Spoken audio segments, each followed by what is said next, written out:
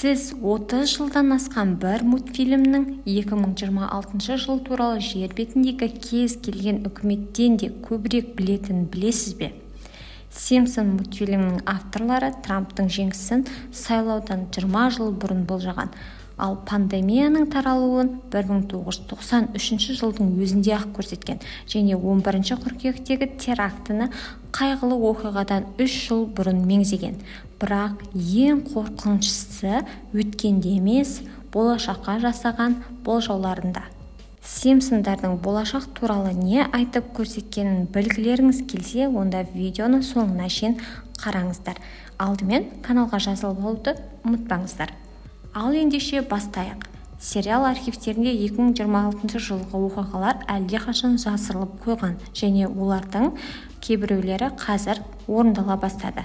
Мысалы айтатын болсақ, мына бір эпизод 2023 жылдың 23 қаңтарында эфирге шыққан болатын. Сол бөлімде Гомер газетті ашып оқып отырады. Жасанды интеллект еңбек нарығын басып алып жатыр. Миллиондаған адам жұмыссыз қалды деген тақырыпты оқиды. Эпизод шыққаннан кейін 8 ай өткен соң OpenAI компаниясы жаңа жаңарту шығарып, небәрі 3 айдың ішінде копирайтинг, дизайн және бағдарламалау саласындағы жүздеген мың жұмыс орнын жойып жібереді. Бұл кездейсоқтық деп ойлайсыз ба? Онда ары қарай тыңдаңыз. Калифорния университетінің зерттеушілері 2024 жылы Симпсондардың оқиғалардың шынайы өмірдегі жағдайлардан бұрын дәлме-дәл қайталанған 800-ден астам құжатталған мысалын тапқан. Бірақ көпшілік дауыстап айта бермейтін тағы бір нәрсе бар. Ары қарай жалғастырайық. 2022 жылдың наурызында шыққан бөлімде Спрингфилдті аптап ыстық басып қалады. Жергілікті тележүргізуші Кент Брокман оны орта батыстың термиялық коллапсы деп атайды. Ол нақты айды, шілдені және нақты температура Цельсий бойынша 48 градусқа дейін жететінін айтады. ақш-тың мұхиттар мен атмосфераны зерттеу ұлттық басқармасы 2024 жылғы есебінде қазіргі климаттық өзгерістер жалғасса, дәл 2026 жылдың шілдесінде ақш-тың орталық штаттарында тарихта алғаш рет температура 47 градус Цельсийден асуы мүмкін деп хабарлайды. Тағы бір эпизод 2021 жылдың қарашасында шыққан еді. Марч жаңалық қарап отырғанда диктор әлемдік чип тапшылығы автомобиль өндірісін тоқырауға ұшыратқанын хабарлайды. Бұл бөлім әлемдегі ең ірі автоконцерндер Toyota, Ford және Volkswagen деген жартылай өткізгіштердің жетіспеуіне байланысты конвейерлерін тоқтатудан 4 ай бұрын шыққан еді. Дағдарыс 2 жылға созылып, әлем экономикасына 240 миллиард доллар шығын әкеледі. Сериал сценаристері бұл сәйкестіктерге ешқашан нақты түсініктеме берген емес. Шоудың авторларының бірі 2023 жылғы сұхбатында тек былай деген: біз тек өте ақылды адамдарды жұмысқа аламыз дейді.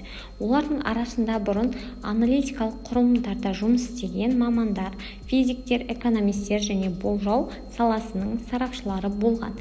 Сценаристердің бірі Дэн Гилрой сериалға келмей тұрып, ұзақ мерзімді болжамдармен айналысатын ірі инвестициялық қордың аналитика бөлімде жұмыс істегенін айтқан. Сондықтан зерттеушілер мұны енді жай сәйкестік деп атамайды.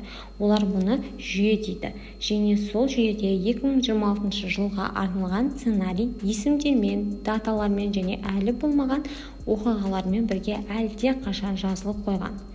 1993 жылғы Марш монорельске қарсы эпизодында артқы фонда газет тақырыбы жылт ете көрінеді. Ғалымдар жануарлар арқылы таралатын вирус туралы ескертеді деген. Ол кезде бұған ешкім мән бермеген еді. Бірақ 2020 жылы бұл кадр бүкіл интернетке тарады. Дәл сол кезде Дүниежүзілік денсаулық сақтау ұйымы жаңа коронавирустың адамдарға жарқанаттардан аралық тасымалдаушы арқылы жұққанын ресми түрде растаған еді, яғни COVID. Бірақ бұл тек бастамасы ғана емес. Сол 1993 жылғы эпизодта Гомер көпшілікке қарай түшкіреді.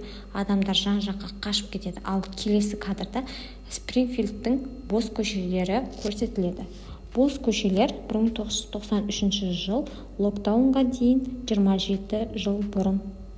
1996 жылы шыққан бөлімде Лиза мектеп байқауына қатысып, жұмысы бәріне жақсы болса да бір ұлдан жеңіліп қалады. Сол кезде ол әкесіне: «Әке, бір күні әйел президент болады, бірақ бұл елде емес» дейді.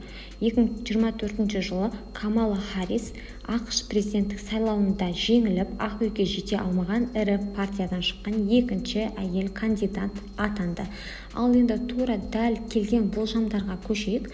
2019 жылғы бөлімде профессор Фрэнк Гомерге жылжымайтын мүлік бағасының өсу графигін көрсетеді. Сөйтіп, 2023 жылға қарай орташа америкалық отбасы үй сатып ала алмайтындай болады дейді. ақш-тың Федералдық резерв банкі 2023 жылдың қазан айындағы есебінде елдегі тұрғын үй қолжетімділігі соңғы 40 жылдағы ең төмен деңгейге түскенін осылайша растайды. 2018 жылы шыққан бір эпизод ұзақ уақыт бойы сәтсіз әзіл ретінде қабылданды. Ол жерде Гомер күнтізбенің алдында отырып, күндерді сызып тастап жатып, міне X күні 2026 жылдың сәуірі дейді. Содан кейін камера күнтізбеге жақындайды да көрермен қызылмен қосылған датаны көреді. 7 сәуір деген. Осыдан кейін Гомер камераға қарап, бәрі өзгереді деп қосады. Бұл көрініс небәрі 4 секундқа созылады. Көпшілік оны сериал стиліндегі абсурд әзіл ретінде қабылдады. Бірақ дәл осы кадр 2024 жылы ондаған тәуелсіз зерттеудің басталу нүктесіне айналды. 2026 жылдың 7 сәуірі кездейсоқ дата емес.